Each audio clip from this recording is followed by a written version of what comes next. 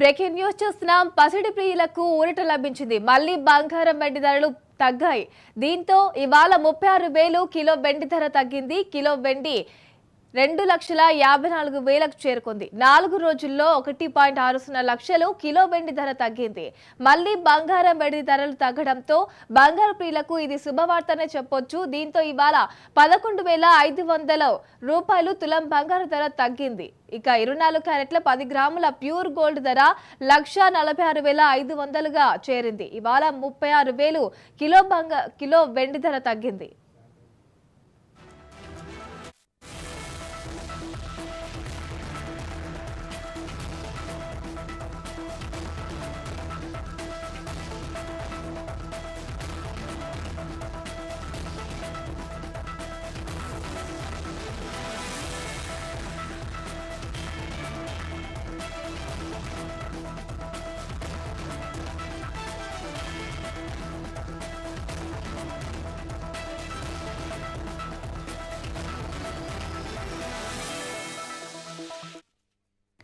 Breaking news చూస్తున్నాం. ఇవాళ మళ్లీ బంగారం వెండి ధరలు తగ్గాయి. ఇవాళ 36,000 కిలో వెండి ధర తగ్గింది. దీంతో బంగారం వెండి ధరలు తగ్గడంతో పసిడి ప్రియులకు ఇది గుడ్ న్యూస్ అనే చెప్పొచ్చు. ఇవాళ 11,500 రూపాయలు తులం బంగారం ధర తగ్గింది. దీంతో 24 క్యారెట్ల 10 గ్రాముల ప్యూర్ గోల్డ్ ధర 1,46,500కు చేరుకుంది. ఇవాళ 36,000 కిలో వెండి ధర 36,000 తగ్గింది. దీంతో కిలో వెండి ధర 2,54,000గా చేరుకుంది.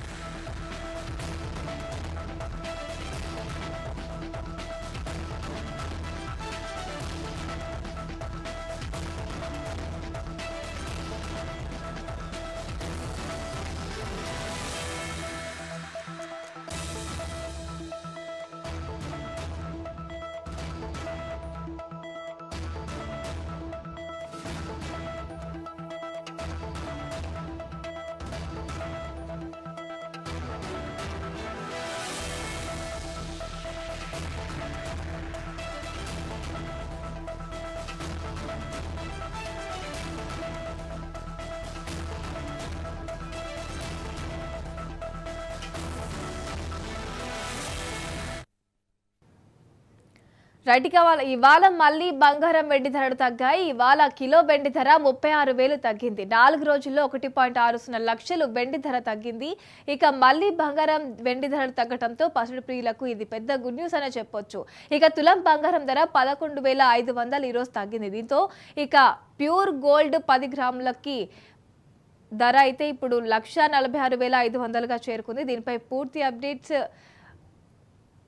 అనలిస్ట్ ప్రభు గారు ఇస్తారు. హలో చెప్పండి సార్, ఈ రోజు మళ్ళీ బంగారం వెండి ధరలు తగ్గాయి. దీనిపై పూర్తి అప్డేట్స్ ఏంటి సార్?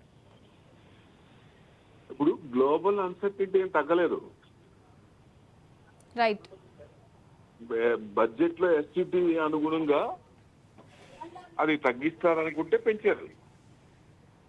ఇప్పుడు అది కూడా ఎక్స్ట్రీమ్ గా ఎక్స్ట్రాడినరీగా పెరిగింది. సిల్వర్ కూడా 4 లక్షలు, ఎక్కడ 1,00,000 రూపాయలు, ఎక్కడ 4 లక్షలు, అంటే ఎక్కడో చాట దానికి ఒక ఇదంటూ ఉండాలి కదా. అంటే రీట్రేస్మెంట్ అవుతున్నప్పుడు ఏదైనా ప్రాఫిట్ బుకింగ్ కానీ రావాలి కదా.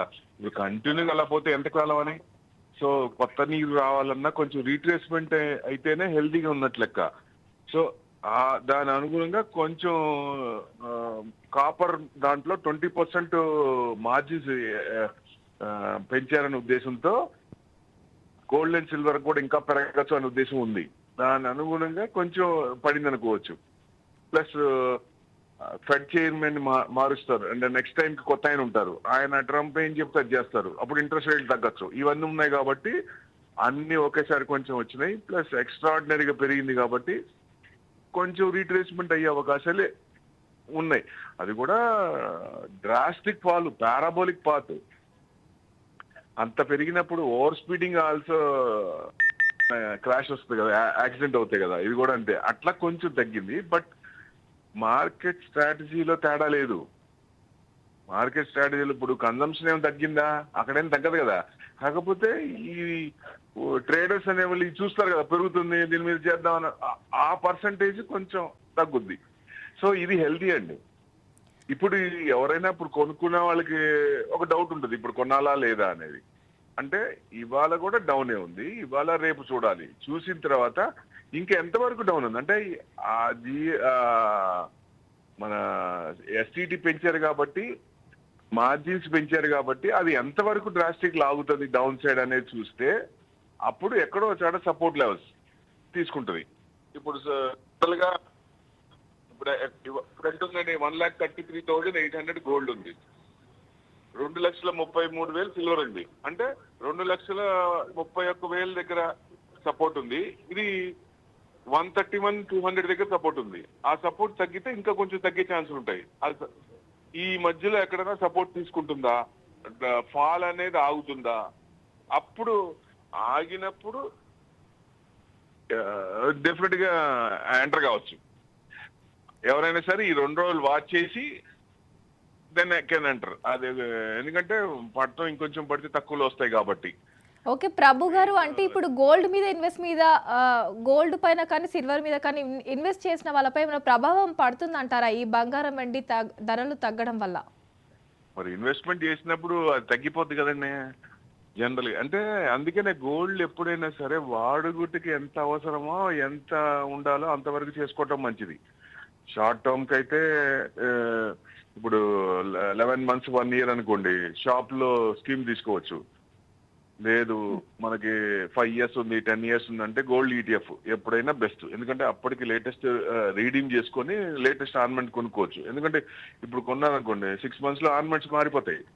మారినప్పుడు గోల్డ్ మళ్ళీ కొనాలంటే మళ్ళీ కష్టం కాబట్టి ఇప్పుడు మీకు షాపుల్లో కూడా ఎక్కువ మంది ఫ్రెష్ బయింగ్ గోల్డ్ తగ్గింది.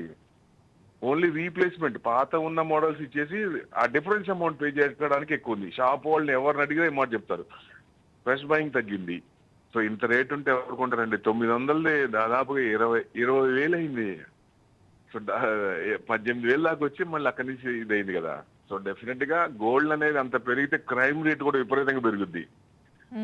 సో ఏదైనా కొంచెం గోల్డ్ ని సిల్వరే డామినేట్ చేసింది. సో ఆ డామినేషన్ ఇంకా అయిపోయిందా అనేది చెప్పలేము. ఎందుకంటే ట్రంప్ డాన్సులు ఇంకా ఉన్నాయి. ఆయన ఇరాన్ మీద అటాక్ చేస్తా అంటున్నారు, కొత్త ఇష్యూలు మళ్ళీ రావచ్చు, చెప్పలేము. ఇంకా 3 ఏళ్ళు భరించాలి ఆయన్ని. సో డెఫినెట్ గా కాబట్టి ఆ అన్సర్టనిటీ క్లారిటీ రాలేదు. ఆ అన్సర్టనిటీ క్లారిటీ వచ్చి ఇండియా యుఎస్ ట్రేడ్ డీల్ జరిగి వార్లు ఆగిపోతే అప్పుడు ఈక్విటీ పెరుగుద్ది. ఈక్విటీ పెరిగినప్పుడు గోల్డ్ అండ్ సిల్వర్ తగ్గే ఛాన్స్ ఉంటాయి. అప్పుడు దాకా ట్రంప్ సీట్ లో ఉన్నంత వరకు గోల్డ్ అండ్ సిల్వర్ తగ్గేదేలే. రైట్ ప్రభు గారు.